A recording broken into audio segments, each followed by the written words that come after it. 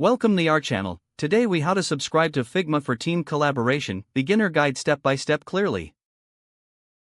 Navigate to the Figma website at www.figma.com.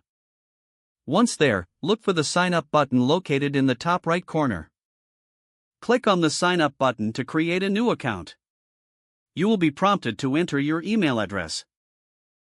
Fill in your email and create a strong password. After entering your details, click on the Create Account button. You may now receive a verification email in your inbox. Check your email for the verification link and click on it. Once your email is verified, log into your new Figma account.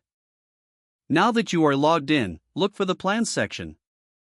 You can find this in the menu on the left side of your screen.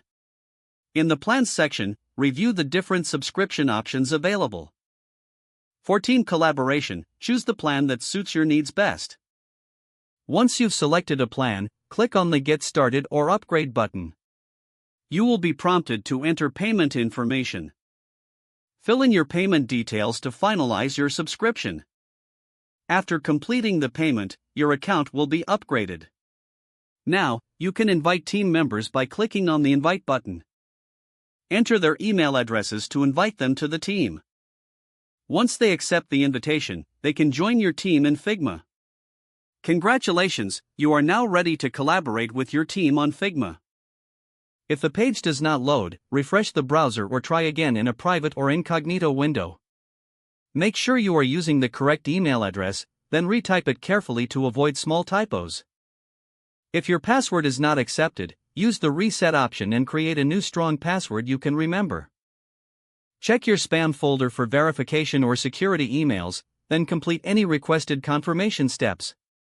Enable two-factor authentication if available to improve account security and reduce unauthorized access risk. After signing in, review your profile details so your contact information and settings are accurate and current. If you see an error message, note it down and try again after restarting your device and internet connection.